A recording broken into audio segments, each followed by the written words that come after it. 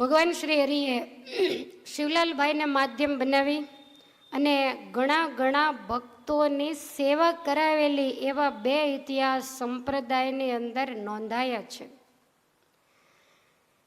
સારંગપુરની અંદર રાઠોડ દાદલ નામે ભગવાનના પરમ ભક્ત હતા. ખૂબ સારા ભક્ત પ્રગટ ભગવાનને મળેલા. એમના ઘરના હતા રાણદેબા. મહારાજ જ્યારે સારંગપુર જાય ત્યારે રાઠોડ દાદલ મહારાજને પ્રાર્થના કરીને એને ઘેર લઈ જાય. તે એકવાર તો મહારાજે રાણદેબાની સામે બેસી અને નેત્રા તાણેલા, છાશ વલોવેલી. તો આવા ભગવાનના એકાંતિક ભક્ત હતા. અને આમ સામાન્ય પરિવાર, ખાધે પીધે વગેરે સુખી. એમને એક દીકરો અને એક દીકરી હતા. બે માણસ પોતે, ચારનો પરિવાર શાંતિથી રહે અને ભગવાનના ગુણ ગાય છે. હવે ભગવાન શ્રી હરિને એવી કંઈક ઈચ્છા થઈ એટલે રાણદેબાને બીમારી આવી. હજી તો દીકરાને પરણાવ્યો નથી. હવે એમાં ટૂંક સમયમાં રાણદેબાનું શરીર છૂટી ગયું અને મહારાજ એને ધામમાં તેડી ગયા. દીકરી યુવાન થઈ. હવે જરૂર તો હતી, ઘરે રસોઈ પાણી વગેરે કોણ કરે, પણ સમય થાય એટલે દીકરીને વળાવવી જોઈએ. એટલે યોગ્ય સારી જગ્યા શોધી અને રાઠોડ દાદલે પોતાની દીકરીને પરણાવી. બાપ દીકરો બંને એકલા રહે છે, ભગવાનનું ભજન વગેરે કરે. ભાઈ એમાં 6 મહિના થયા ત્યાં સમાચાર આવ્યા કે એના જમાઈનું મૃત્યુ થયું છે. હવે દીકરી નિરાધાર બની એટલે કોઈ ત્યાં આધાર નહોતો. એટલે વિચાર કર્યો કે મારા પિતાજીની પાસે રહી અને હવે ભગવાન ભજું. હવે આ સમાચાર રાઠોડ દાદલને મળ્યા એટલે બોલાઈ ગયું, મહારાજ સ્વામિનારાયણ, કારણ કે દીકરીનું જે આ દુઃખ છે એ મા બાપને માટે આખી જિંદગી ભૂલાતું નથી. અને એમાંય પોતાની નજર સામે રહેતી હોય એટલે દુઃખ તો થાય જ. એટલે રાઠોડ દાદલે પોતાના દીકરાને મોકલી અને એવું કહ્યું કે બેનને અહીંયા તેડી લાવ. આમ પણ આપણે ઘેર કોઈ કામકાજ કરવાવાળું છે નહીં, માટે આપણે આધારે રહેશે અને ભગવાનનું ભજન કરશે. આવું કહ્યું એટલે એમના દીકરાએ તરત જ જઈ અને બેનને તેડી પાછા સારંગપુર આવ્યા. ખૂબ એમના દીકરી પિતાને ખોળે માથું મૂકીને રડ્યા કે પિતાજી તમારે કેવા દુઃખ જોવા પડ્યા, મારી માતા જતા રહ્યા અને હું પણ અહીંયા તમારે આંગણે પાછી આવી. એટલે રાઠોડ દાદલ એને સમજાવવા માંડ્યા કે દીકરી વહેલા કે મોડા બધાએ જવાનું તો છે જ, એમાં કંઈ હરખ શોક કરવાનો ન હોય, માટે તું રડીશ નહીં. અહીંયા હું બેઠો છું, તારો ભાઈ બેઠો છે, થોડી ઘણી જમીન છે, હું તો હવે કાંઈ કરતો નથી, પણ આ ભાઈ છે એ કમાશે અને આપણે સુખેથી ભગવાનનો ભજન કરશું, માટે તું શોક કરીશ નહીં, ગયેલી વ્યક્તિને તું સંભાળીશ નહીં. હવે તું ભગવાનને સંભાળ અને એની સાથે છેડો બાંધીને એનું ભજન કરી લે. એટલે દીકરો હતો એ કંઈક ખેતીવાડી વગેરેનો જે કામકાજ હોય એ બધું કરે અને થોડી ઘણી આવક થાય, એમાં ત્રણેયનું ગુજરાન ચાલે અને બાપ દીકરી બંને ભગવાનનો ભજન કરે છે. દુઃખ ભૂલાઈ ગયું. થોડો સમય થયો અને એમાં રાત્રિના સમયે ભગવાન શ્રી હરિએ આ રાઠોડ દાદલના દીકરા ગોવિંદને દર્શન આપ્યા અને દર્શન આપીને કહે છે, ગોવિંદ તારી આવરદા પૂરી થઈ ગઈ છે, માટે મારી એવી ઈચ્છા છે કે તને ધામમાં લઈ જાઓ, તો તારે કેમ કરવું છે? ત્યારે ગોવિંદ કહે છે કે મને તો કાંઈ વાંધો નથી, જો તમે ધામમાં લઈ જતા હો તો હું તો બહુ સુખીઓ થઈ જઈશ. ત્યારે મહારાજ કે એ વાત સાચી, પણ તારી બેન અને તારા પિતા એનો તું એકનો એક આધાર છો, તારા ગયા પછી એનું શું થાય? અને એ લોકો દુઃખી થાય એવું મારે કાંઈ કરવું નથી. અને જો તું એ બંનેને પૂછીને રજા લઈ લે તો અમે તને તેડી જઈએ. હવે સવારમાં બાપ દીકરી બંને બેઠા છે એટલે ગોવિંદે બેયની પાસે બેસીને કહ્યું કે પિતાજી મને રાત્રે ભગવાને દર્શન આપ્યા. દર્શન આપીને શું કહ્યું? તો કે એણે એવું કહ્યું કે ગોવિંદ તારી આવરદા પૂરી થઈ ગઈ છે, તો તારે આવું છે મારી સાથે.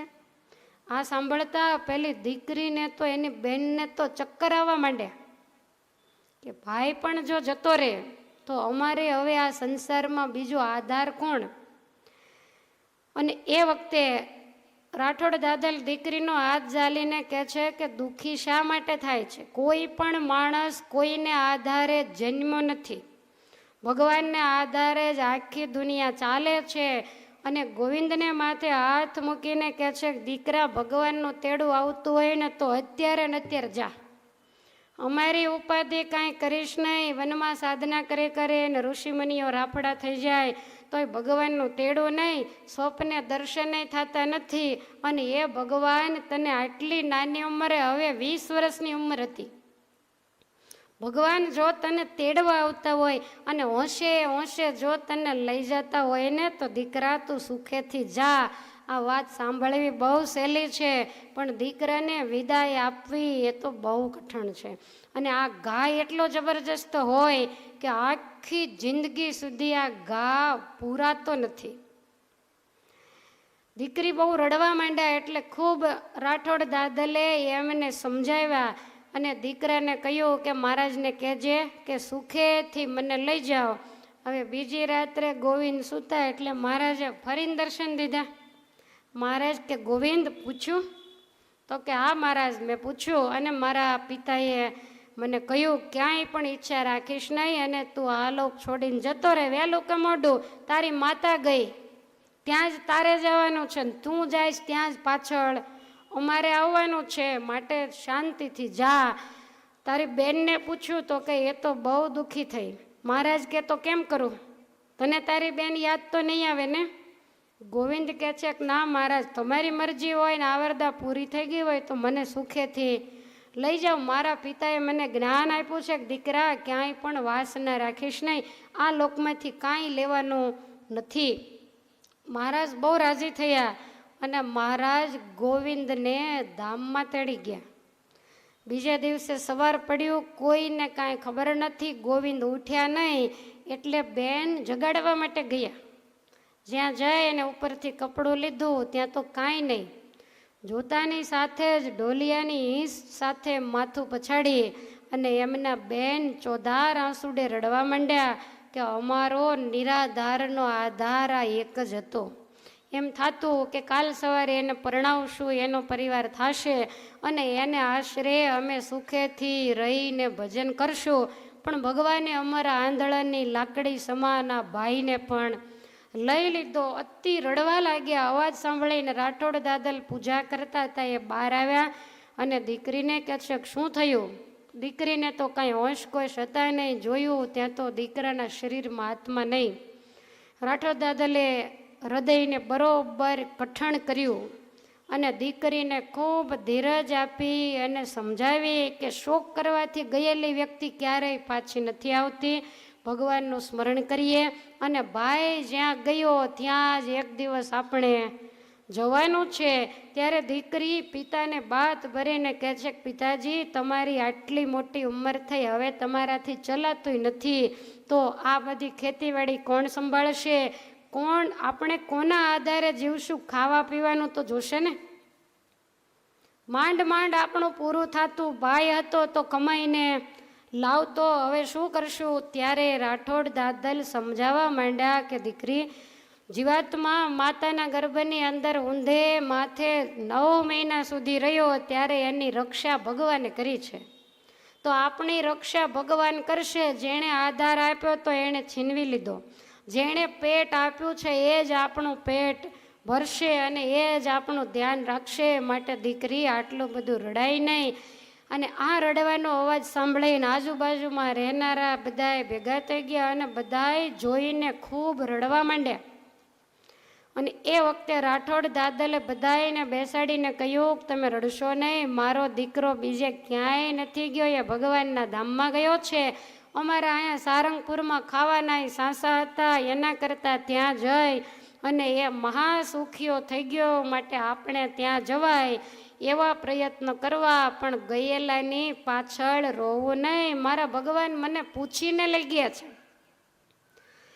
ત્યારે ગામના લોકો બધાય તો સરખા ન હોય એટલે ઘણા એવું કહેવા માંડ્યા કે તમે શું જોઈને સ્વામિનારાયણની કંઠી પહેરી છે? સ્વામિનારાયણે તમારું શું સારું કર્યું?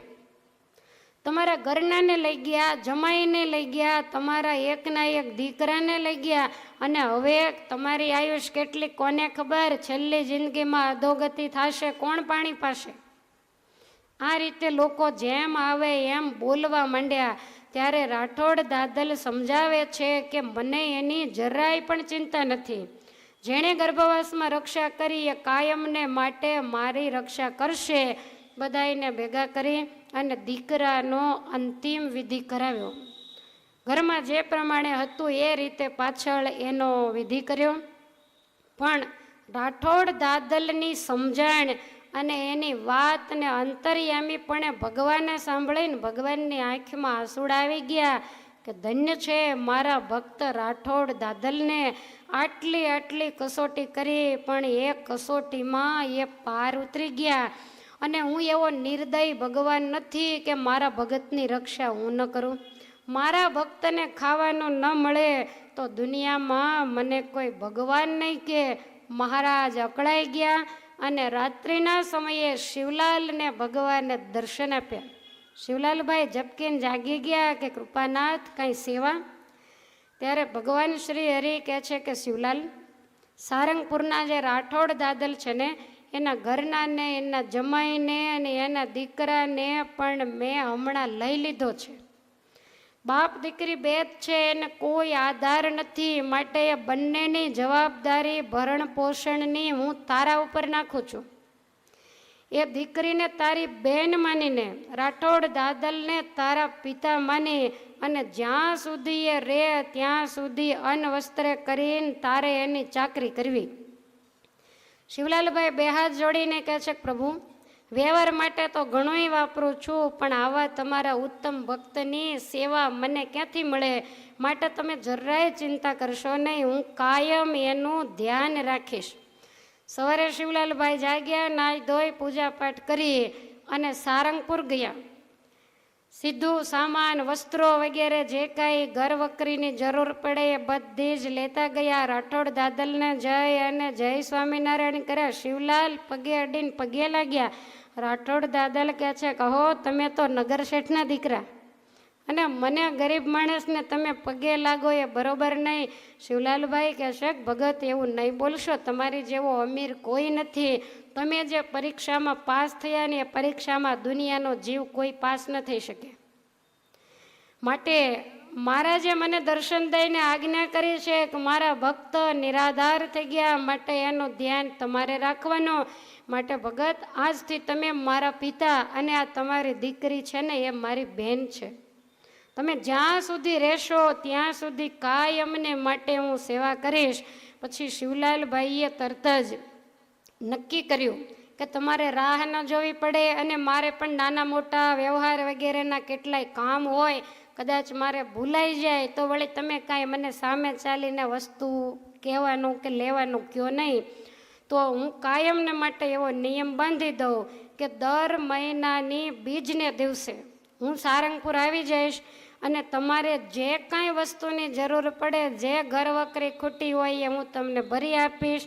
અને દર મહિને 100 રૂપિયા રોકડા તમારા હાથ ખર્ચી માટે. હવે અત્યારના 100 રૂપિયા એ વખતના એટલે અત્યારના 10,000 થાય.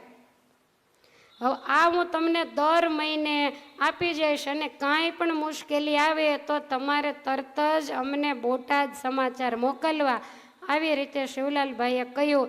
અને એવું કહેવાય છે કે રાઠોડ દાદલ જ્યાં સુધી રહ્યા ત્યાં સુધી ગમે એવું વ્યવહારનું કે કોઈ પણ કામ હોય, શિવલાલભાઈ બહારગામ જાય ત્યારે બીજાને એ કામ બતાવતા જાય. આપણે પાછું કેવું હોય કે એક વખત કીધું હોય કે જ્યારે જરૂર પડે ત્યારે કહેજો અમે ઊભા છીએ, પણ એ પછી કાયમ ઊભા ને ઊભા જ હોય.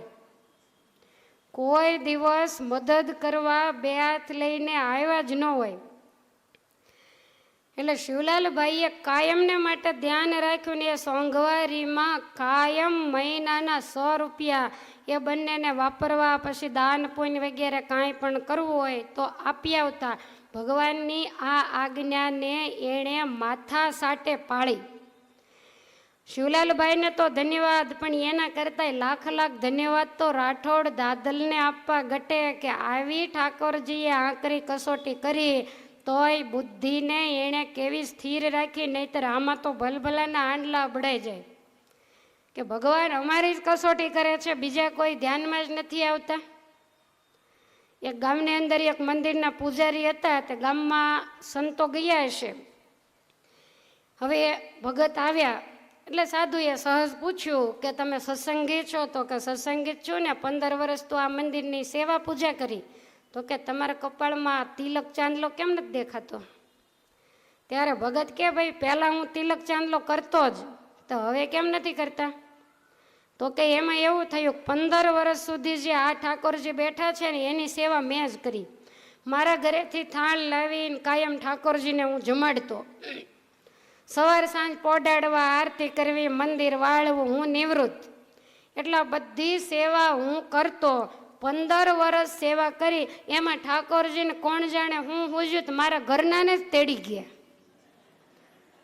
તો સ્વામી કે હવે આયુષ પૂરી થાય ત્યારે તો ઠાકોરજી એવું કાંઈ જોતા નથી, તમે જાઓ ઘરના જાય દીકરા, આમાં તો કાંઈ એવું હોતું નથી. તો કે નહીં, આખા ગામની અંદર એની સેવા હું એકલો કરું છું, કોઈ આરતી ઉતારવાય આવતું. અત્યારે હું નથી સેવા કરતો તો દેવ આરતી વગરના રહે છે. તો ઠાકોરજીને એટલો વિચાર ન થયો કે આ ભગત બિચારો 15 વર્ષથી મારી સેવા કરે, એના ઘરનાને રહેવા દઉં, અને એને લઈ જ જવા હોય ગામમાં ક્યાં બીજાના નહોતા. એટલે આવું ચાલે આમાં? અને સ્વામી મારા ઘરના ગયા, એના અગ્નિ સંસ્કાર ભેગો પૂજાની પેટીનો અગ્નિ સંસ્કાર થઈ ગયો. ત્યારથી આરંભીને પૂજા પાઠ, તિલક ચાંદલો બધું મૂકી દીધું, અને હું તો મંદિરે નથી આવતો. આ તો વળી તમે આવ્યા એટલે આવ્યો છું. હવે તમે વિચાર કરો, આવા ભગતનું શું ભગવાન ધ્યાન રાખે કયો જોઈએ? સાવ કાચા આમ માટીના વાસણ જેવો, અડાઈ નહીં ત્યાં ફૂટી જાય. હવે આમાં થોડું કોઈનું ચાલે? અને બીજું કે નિવૃત્ત થઈ પુત્રોને વ્યવહાર સોંપી અને દેવની સેવા 15 વર્ષ કરી હતી. ભગત હશે કેવડા? અને એને 70-75 વર્ષે ખરખરો થયો કે ભગવાન આને જ કેમ લઈ ગયા? એનાથી બોલાય ભલું થયું ભાંગી જંજાળ, એ તો 30 વર્ષે શિવલાલથી બોલાય. બીજાનું આ કામ નથી. માટે સંસાર છે, નાની મોટી વિપત્તિઓ દરેકના જીવનમાં આવ્યા કરે.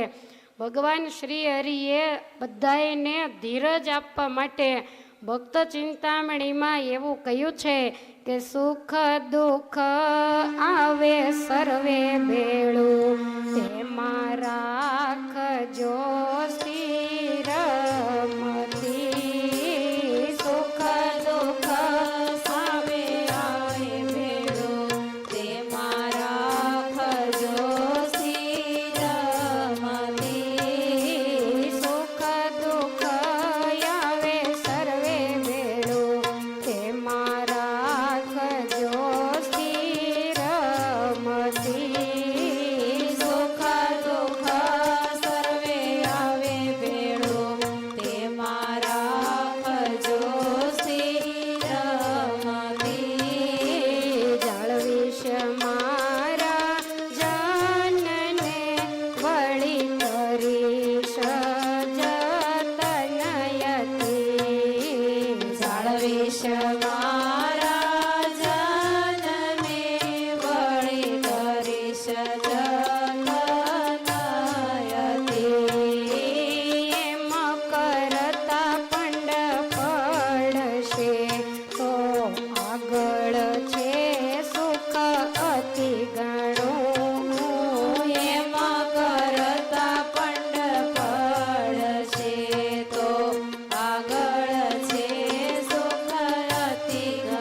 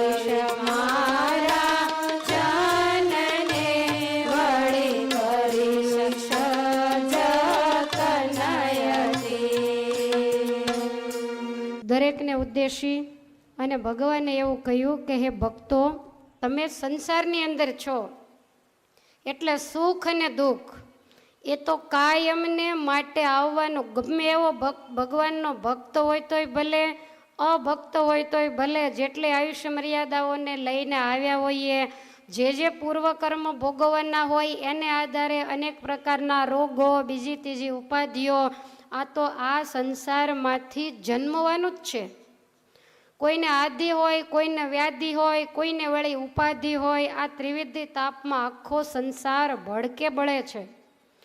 તો મહારાજ કે સુખ અને દુઃખ આવે પણ એમાં તમે બુદ્ધિ સ્થિર રાખજો, એમાં હર્ષ શોકને તમે પામશો નહીં. અને જો તમે આવી રીતે રહેશો, મારો આશ્રય જો તમે રાખશો, તો જાળવીશ મારા જનને અને કરીશ જતન હતી. તમારી માથે મોટું શૂળીનું દુઃખ આવવાનું હશે તો હું એને કાંટે પતાવી દઈશ અને તમારું જતન કરીશ. અને કદાચ તમારું કર્મ અતિ કઠણ હશે, કદાચ આયુષ્ય પૂરી થઈ જાય અને એ દુઃખ ભોગવતા ભોગવતા જો શરીર પડી જાય તો મહારાજ કે આગળ છે સુખ અતિ ઘણું. તમારી જિંદગીમાં છેલ્લું જ દુઃખ હશે. હવે પછી તમારે ક્યારેય દુઃખ ભોગવવા નહીં પડે. હું તમને બીજો જન્મ જ લેવા નહીં દઉં. અને છેલ્લો જન્મ કરાવવાનો હોય એટલે આગળનો જે હિસાબ હોય એ બધો ચૂકતે તો કરવો કે નહીં. એટલે ભગવાન આપણી આગળ હિસાબ ચૂકતે કરાવતા હોય. મહારાજ કે કદાચ શરીર પડી જાય તોય પણ ચિંતા ન કરવી, આગળ સુખ બહુ છે. અને આ સંસારના દુઃખમાં લેવાય, હર્ષ શોકને પામી અને મારો આશરો જો તમે છોડી દેશો, તમારા નિયમ ધર્મને જો તમે ઢીલા પાડી દેશો, તો અમારે તમારે કાંઈ લેવા દેવા નથી. જ્યાં સુધી અમારી આજ્ઞા પાળો છો ત્યાં સુધી તમે અમારા છો. પણ જો આજ્ઞા તોડી, મહારાજ કે ભોગવશો સૌ તણું, પછી તમે તમારું હવનું ભોગવશો. અને જો મારી આજ્ઞામાં રહેશો અને સુખ દુઃખમાં ધીરજ રાખશો તો તમે જરાય ચિંતા કરશો નહીં. કરવું તમારે કાંઈ નથી, તમારે કાંઈ કરવાની જરૂર નથી. કારણ કે તમને જે મળાય એનાથી મોટું દુનિયામાં કોઈ નથી. એ સુપ્રીમ પાવર છે, અક્ષરથી પણ એ પર છે, એની ઉપર બીજો કોઈ નથી. એટલે તમારી તમામ જવાબદારી એ ઠાકોરજી લેશે, પણ તમે દુખિયા થશો નહીં. સંસાર છે તમે જુઓ તો સહન ન થાય એટલે સુખની અંદર જીવતા હોય, પણ અચાનક એવો દિવસ ઉગે કે આંખમાં આંસુડા પણ સમાય નહીં, એટલું જબરું દુઃખ આવી પડે. તો એણે કરી અને શું સત્સંગ છોડી દેવો? તો એણે કરીને કદાચ કોઈ સત્સંગ છોડી દે. વડોદરાના પ્રભુદાસને કોઈએ કીધું કે તમને સત્સંગ પચ્યો નહીં, તો તમે કંઠી બાંધીને આવ્યા ને તરત તમારા ઘરના ગુજરી ગયા. એટલે પ્રભુદાસે કંઠી તોડીને ફેંકી દીધી. તો કંઠી તોડીને ફેંકી દેવાથી ગયેલી વ્યક્તિ ક્યારેય પણ પાછી આવતી નથી. એમાં કંઠીનો કે પરમેશ્વરનો કોઈ વાંક નથી. એટલે ભગવાન શ્રી હરિ કહે છે કે કદાચ દુઃખ ભોગવતા ભોગવતા એવી પીડા થાય અને મોત આવી જાય તો તમારે મૂંઝાવાનું નહીં. તમારો છેલ્લો શ્વાસ હશે ત્યારે મારી સિવાય કોઈ તમારી આગળ, હું ગમે ત્યાંથી તમારા છેલ્લા શ્વાસે આવીને તમારી પાસે ઊભો રહીશ, તમારું કાંડું જ આલીને તમને મહાસુખિયા કરીશ. પણ જો મને રાખશો તો, જો મને છોડી દીધા, ગમે એટલું ભજન કર્યું હશે, સત્સંગનો ને મારો અભાવ લીધો, તો મારે ને તમારે કોઈ લેવા દેવા નથી. માટે આ લોકના સુખ માટે થાય અને નિયમ ધર્મને છોડશો તો તમે તમારું ભોગવજો. આવી રીતે ભગવાન શ્રી હરિએ ભક્ત ચિંતામણીમાં બધાઈને વિશ્વાસ બંધાવી અને આપણી ભાષામાં પ્રોમિસ આપી છે, તમે મારા નહીં મટો તો હું ક્યારેય તમારો નહીં મટું. અને મારે શું કરવું જોઈએ, કેવી રીતે તમને રાખવા જોઈએ, કેવી રીતે તમને સંસાર અને માયાના બંધનો છોડાવવા જોઈએ, મહારાજ કે એની મને ખબર પડે જ છે કે આમ કરું તો આ ભક્ત સુખી થાય. તમને એમાં દુઃખ દેખાતું હોય પણ એમાં તમારું હિત હોય. તો ભગવાન આવી રીતે ભક્તોને તાવતા. એવો જ એક બીજો પ્રસંગ છે, શિરવાણિયા ગામ બોટાદની આજુબાજુમાં જ ક્યાંક આવેલું છે. અને આ શિરવાણિયામાં ભગવાનના પરમ એકાંતિક ભક્ત ગીગા દાદલ રહેતા હતા. અને આ ગીગા દાદલ ખૂબ સારી સમજણવાળા ભગવાનના એકાંતિક ભક્ત, પણ અમુક સમયે કોઈ કારણસર એની બંને આંખો જતી રહેલી, આંખે પોતે અંધ હતા. હવે એમને પણ એક દીકરી હતી અને એક દીકરો હતો. તો ઠાકોરજીએ આને પણ રાઠોડ દાદલની જેમ કસોટીએ ચડાવ્યા અને એમના ઘરનાને લઈ લીધા. દીકરી પણ વિધવા બની, એ પણ ઘેર આવી. આના જેવો જ પ્રસંગ બન્યો, પણ ગીગા દાદલ બે આંખે અંધ હતા. હવે એનો દીકરો હતો, ભગવાન દર્શન દઈ અને દીકરાને પણ તેડી ગયા. હવે બાપ દીકરી બે રહ્યા. પહેલાં પોતે ખૂબ સુખિયા હતા, ભગવાનની ઓળખાણ થયેલી, સાધુ સંતોને સેવેલા, એટલે સમજણ ખૂબ સારી હતી. અને જેની સમજણ સારી હોય એની કસોટી ભગવાન લેતા હોય છે. હવે ભગવાને એને કસોટીએ ચડાવ્યા. આ 3 જણા જતા રહ્યા એટલે દુનિયા જેમ આવે એમ બોલવા માંડી કે સ્વામિનારાયણે શું તમારું સારું કર્યું, આટલી તમે સંતો અને ભગવાન માટે સેવાઓ કરી અને અખંડ 24 કલાક સ્વામિનારાયણ કરો છો, તો એણે તમને સુખિયા શું કર્યા? ગીગા દાદલ કહે છે કે મારા ઈષ્ટદેવનું ઘસાતું જરાય બોલશો નહીં. હું જે કાંઈ ભોગવી રહ્યો છું એ મારી કર્મ પીડા ભોગવી રહ્યો છું, અને આ બધાય દુઃખ મારે નજરે જોવાના લખાય છે ને આ મારો છેલ્લો જન્મ છે. હવે મારે કાંઈ દુઃખ જોવાના છે નહીં, એટલે ભગવાને આ પીડા મને આપી છે. કોઈ મારા ઈષ્ટદેવને વિશે બોલશો નહીં, આવી રીતે કહ્યું. એની સમજણ જોઈ અને મહારાજ બહુ રાજી થયા. હવે સમય પછી સમય જવા માંડ્યો અને 6 મહિના ગયા એટલે દીકરીને બીમારી આવી. પોતે બે આંખે અંધ છે. હવે બીમારી આવી એટલે દાદલને કાંઈ દેખાતું નથી, પણ પેલી દીકરી પથારીમાં સૂતી હુંકારા કરે. દિવાલનો આધાર લઈને પથારીએ આવીને બેઠા ને કાંડું જાયલું તો ધાણી ફૂટે એટલો જબ્બર તાવ જોયો. એટલે દાદલે પૂછ્યું કે દીકરી કાંઈ થાય છે? તો કે હા પિતાજી, બહુ જબ્બર મને તાવ આવ્યો છે. આંખ પાસે આમ મોઢે હાથ ફેરવો ત્યાં તો દીકરીને બે આંખમાંથી આંસુડાની ધાર થાય. ત્યારે ગીગા દાદલ કહે છે કે આટલી બધી રડે છે કેમ? ત્યારે દીકરી કહે છે કે પિતાજી, મને એવું લાગે છે કે હવે મારું શરીર નહીં રહે. ગીગા દાદલ કહે છે કે દીકરી, આયુષ્ય હોય એટલું રહેવાય, અને શરીર ન રહે તો ભગવાનના ધામમાં જઈને સુખિયા થઈ જવાય. એમાં એટલું બધું રડવાનું હોય. ત્યારે દીકરી કહે છે કે પિતાજી, મને તમારી ચિંતા થાય કે તમારે આંખો નથી, બીજો કોઈ તમારે આધાર નથી, અને જો ભગવાન મને તેડી જશે, તમે દેખતા હોત તો તમે તમારી જાતે તમારું કરી લેત.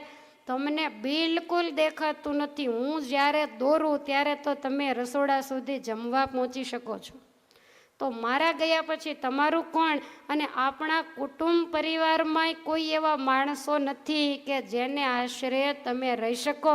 આમ બોલતા બોલતા બાપને ખોળે માથું મૂકીને દીકરી ચોધાર આંસુડે રડવા માંડે. ગીગા દાદલ એને સમજાવે છે કે તું મારી ચિંતા કરીશ નહીં. જો આયુષ્ય પૂરી થઈ હશે તો તારે આ લોકમાંથી જવું પડશે, અને મારામાં જો વાસના રાખીશ તો તારો જન્મ બગડી જશે. અને ગમે એટલું તું મને યાદ કરીશ, એણે કરીને તારી આયુષ્ય દોરી કાંઈ સંધાશે નહીં, અને મારું ને તારું બેયનું બગડશે. માટે ભગવાનમાં વૃત્તિ જોડી દે. અને દીકરી, ભગવાન જેવો ધણી આપણે જેનો આશ્રય કર્યો અને આપણે જેની કંઠી બાંધીને, એ ભગવાન કોઈ સામાન્ય નથી. એને મારી ચિંતા નહીં હોય, અને એને એવું લાગશે કે આનું કોઈ નથી, તે દિવસે આવીને એ મને પણ તેડી જશે. અને મને ગળા સુધી મારા ઈષ્ટદેવમાં વિશ્વાસ છે. માટે જો મહારાજ તને તેડવા આવે ને તો તું સુખેથી જા, મને સંભાળીશ નહીં. હવે આવી રીતે કહ્યું. અને ભગવાન રાત્રે આવી અને એ દીકરીને પોતાના ધામમાં લઈ ગયા. હવે મોટો પ્રશ્ન તો એ ઊભો થયો કે દીકરી છે કે નહીં, આ ગીગા દાદલને ખબર કેમ પડે? હવે સવાર પડ્યું, આના શરીરમાં તો કાંઈ હતું નહીં, ગીગા દાદલને કાંઈ દેખાય નહીં. તે નામ લઈ અને 2-3 વખત બૂમ પાડી, પણ જવાબ કોણ દે? વળી દિવાલનો ટેકો લઈ અને ધીમે ધીમે કરતા પથારી પાસે આવ્યા, અને જે હાથમાં હાથ લીધો ત્યાં તો કાંઈ નહીં. ગીગા દાદલ વિચાર કરે કોઈ સગાવાલા કે કોઈ નથી. હવે બીજું તો ઠીક, પણ આનો અગ્નિ સંસ્કાર કોણ કરશે? શરીરને કાંઈ અહીંયા ને અહીંયા થોડું રખાય? ગીગા દાદલ વળે પાછા 4 પગે ઘસડાતા ઘરના દરવાજે જઈ અને ઊભા રહ્યા. ગામના લોકોએ પૂછ્યું કે બાપુ શું છે? તો કે જરાક આવો ને ઘરે, મને કાંઈ દેખાતું નથી અને મારી દીકરીને થોડીક તકલીફ છે. એટલે પછી ગામના લોકો બધાએ ભેગા થઈને આવ્યા અને જ્યાં આમ હાથે અડ્યા ત્યાં તો ગામનાએ પોક મૂકી કે આવા તે કાંઈ ભગવાન જોયા છે? એક જ તમારો આધાર હતો અને આ દીકરીને પણ ભગવાન લઈ ગયા. દાદલ, હવે તમે શું કરશો? ત્યારે અમુક તો કહેવા માંડ્યા કે આ ડોસો ગાંડો થઈ જશે અને માથા ફોડીને મરશે.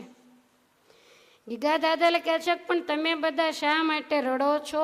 એ મારી દીકરી ભગવાનના ધામમાં ગઈ અને મારે એક દિવસ જવાનું છે અને ભગવાન જેવો ધણી, ભગવાન કાંઈક તો રસ્તો કરશે જ ને. જેણે પેટ આપ્યું એ પેટનો ખાડો નહીં પૂરે. જેણે મારી આંખો લઈ લીધી છે એને મારી ચિંતા નહીં હોય. માટે તમે બધા રડશો નહીં અને મારાથી કાંઈ થઈ શકે એવું નથી. હું કાંઈ દેખતો નથી. જે વસ્તુની જરૂર પડે એ ઘરમાં હોય તો લઈ લ્યો અને ન હોય તો દુકાનેથી મારા વતી લઈ આવી અને દીકરીને નનામી તૈયાર કરીને તમે એનો અગ્નિ સંસ્કાર કરો. હું તો સ્મશાન સુધી આવી શકું એમ નથી, મારાથી ચલાતું નથી, ઉંમર વૃદ્ધ છે અને દીકરીની પાલખી કાંઈ હું ખભે લઈ શકું એવું નથી, આંખે મને દેખાતું નથી. ગામના લોકો વિચાર કરે કે આને કેટલી જબરી ધીરજ છે. ગામના લોકોએ તરત જ ઘરની અંદર કાંઈ નહોતું, ઓઢાડવાનું કપડો, બીજું ત્રીજું. હવે બાપ દીકરી 2 જ હતા એટલે ક્યાંથી હોય? કોઈ કમાવા વાળું નહીં.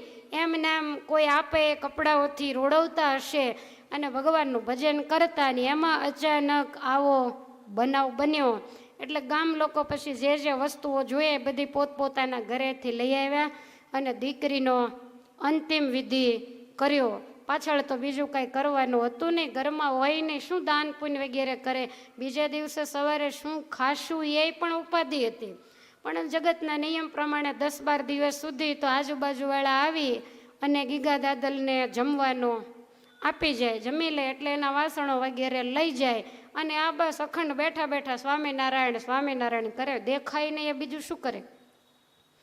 હવે આ બાજુ આવી રીતે 10 થી 12 દિવસ પૂર્ણ થયા એટલે ભગવાનને એમ થયું કે ધન્ય છે ગીગા દાદલને. કેવી એની હિંમત! આટલી કસોટી કરી, કોઈ આધાર નહીં. ઘણી વખત માણસ ન હોય પણ નાણું તો હોય. આ તો માણસય નહીં અને નાણું પણ નહીં, બધું લઈ લીધું. ભગવાન શ્રી હરિએ તરત જ શિવલાલભાઈને દર્શન આપીને એવું કહ્યું કે શિરવાણિયાના ગીગા દાદલ છે એ બહુ સારા એકાંતિક ભક્ત, મને બહુ વાલા છે અને એના દ્રષ્ટિ પણ મેં લઈ લીધી છે.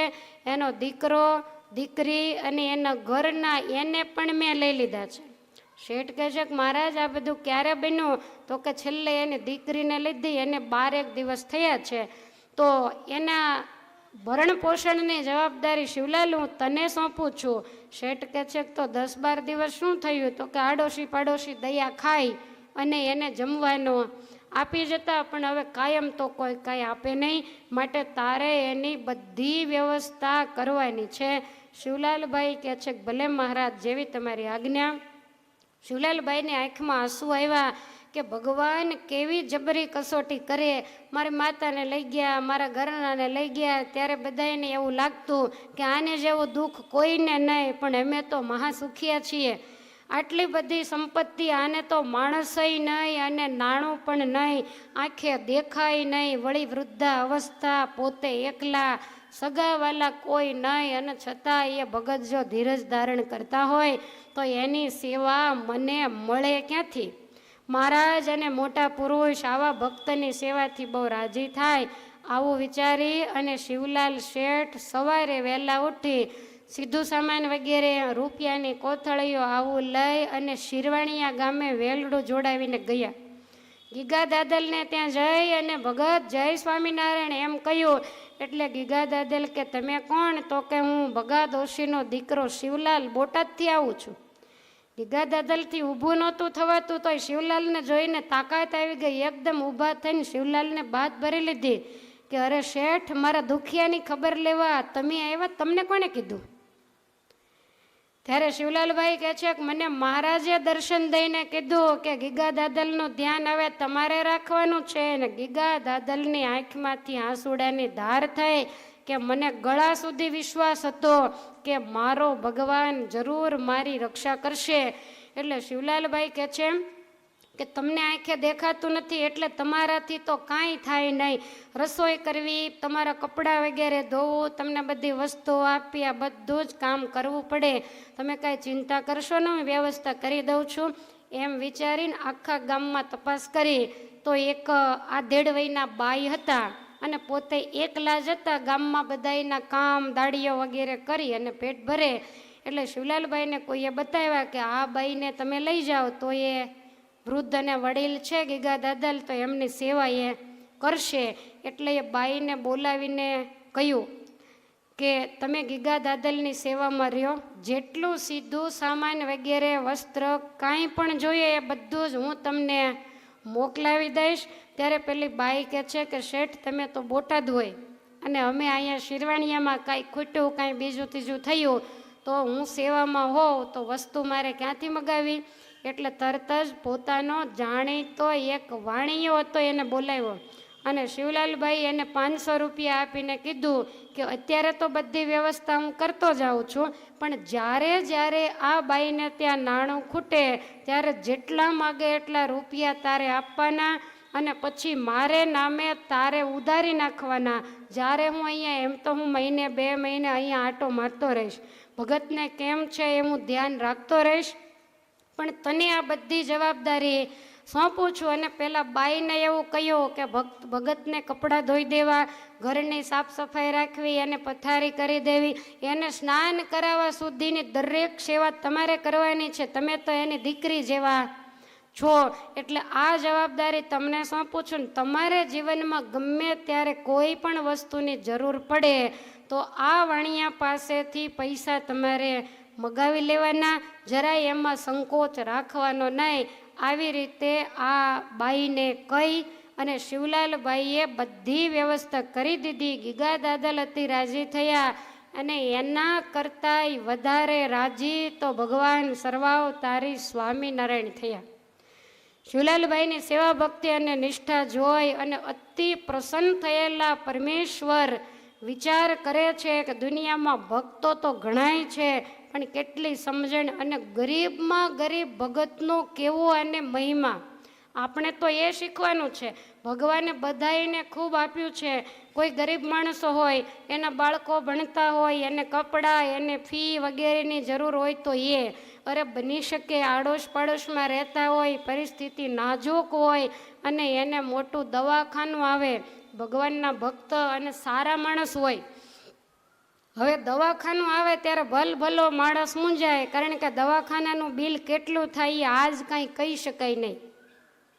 હવે એવા સમયે એટલા બધા મૂંઝાઈને વિચાર કરે કે સરકારી દવાખાનામાં લઈ જઈએ, અને એ વખતે જો ભગવાને તમને આપ્યું હોય ને તો એના ઘેર જઈને એમ કહેવું કે જરાય મૂંઝાશો નહીં, સારા દવાખાને લઈ જાઓ અને જેટલું બિલ આવશે એટલું હું આપી દઈશ, તમારા ભાગ્યનું જ મને ભગવાને આપ્યું છે.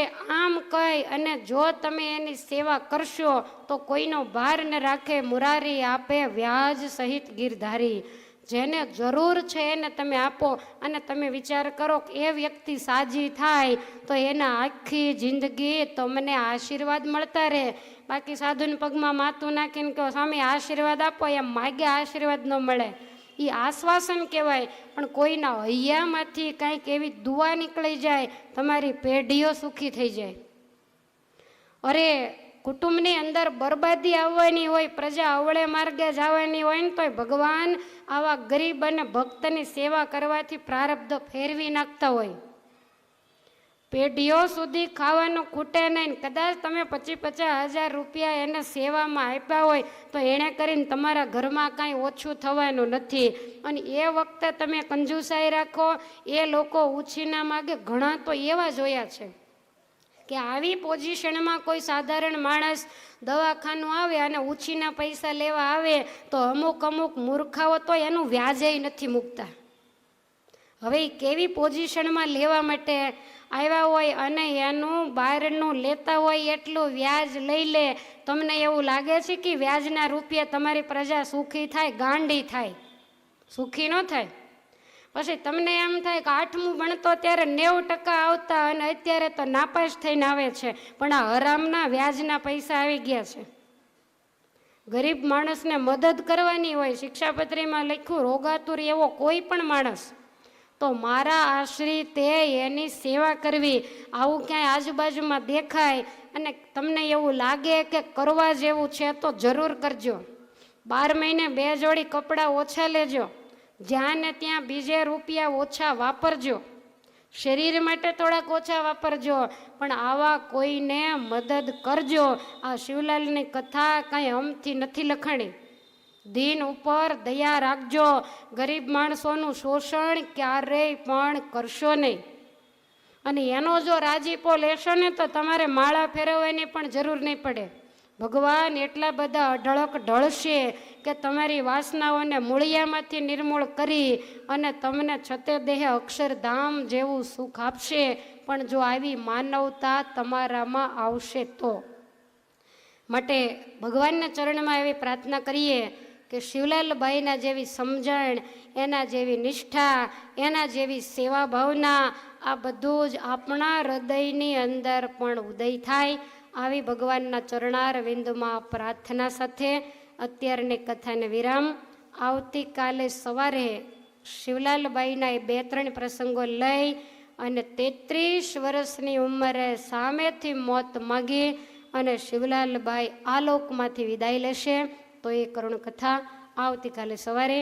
અત્યારે ભગવાનના મંગલ નામ સાથે કથાને વિરામ.